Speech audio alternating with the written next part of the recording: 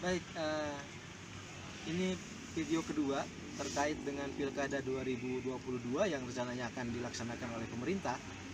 Jadi kalau di video pertama kita mengupas tentang pentingnya kualitas laporan dana kampanye bagi terciptanya pilkada yang berintegritas, yang akan menghasilkan pemimpin yang berkapasitas dan berintegritas.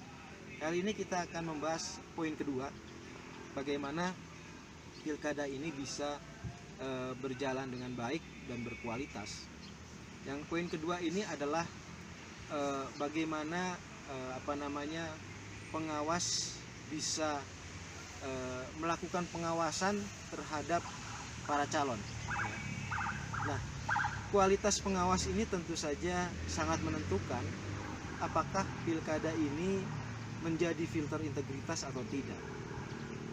Nah, kualitas pengawas ini tentu saja semakin dituntut untuk lebih dalam lagi, lebih hebat lagi, karena memang perilaku pelanggaran hukum, pelanggaran pemilu juga semakin hebat, gitu ya.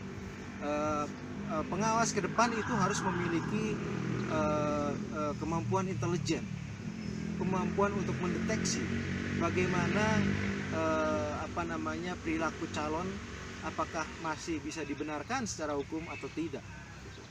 Banyak misalnya perilaku-perilaku yang sangat merugikan sebenarnya. Misalnya kalau di awal pilkada ya, ada upaya memborong partai politik, ya. Upaya memborong partai politik untuk kemudian menjadi calon tunggal. Nah, itu pertama yang harus diawasi, bahwa itu tidak boleh terjadi. Kalau calon tunggal secara alami saya kira boleh-boleh saja, gitu ya. Tetapi kalau ada upaya untuk membeli perahu, seluruh perahu dibeli agar kemudian dia bisa melenggang sendirian ke pilkada dan menang, saya kira itu kecurangan yang harus diawasi. Yang kedua adalah bagaimana pengawas mampu ya melakukan pengawasan di awal-awal itu adalah bagaimana tidak terjadi rekayasa. Ya. Misalnya tidak berupaya untuk menjadi calon tunggal, tetapi kemudian membuat calon boneka.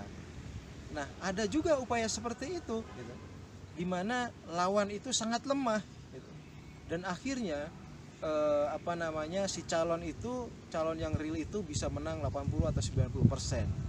Saya kira itu juga sudah harus dilihat, gitu ya. Kalau calon lawannya itu katakanlah sembarangan, ya tentu saja kita patut curiga bahwa itu adalah rekayasa, dan itu bagi demokrasi membusukkan.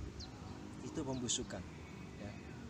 Tentu saja untuk bisa mengawasi itu tentu saja pengawas harus memiliki kemampuan untuk masuk ke dalam internal partai politik, bagaimana deal-deal di sana, ya, bagaimana juga peran kalau ada peran dari bokhir-bokhir.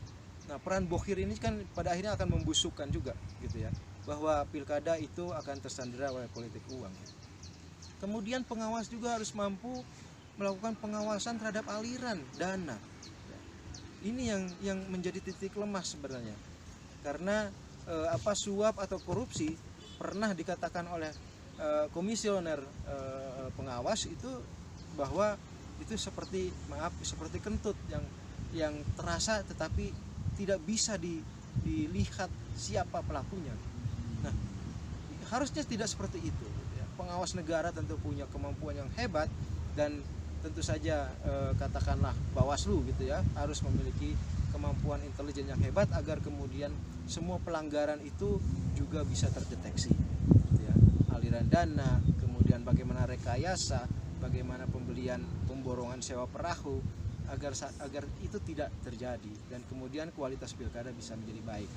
Saya kira itu satu poin lagi tentang pilkada, agar pilkada menjadi berintegritas. Nanti di video lain kita akan membahas poin lainnya. Terima kasih, jangan lupa like dan subscribe.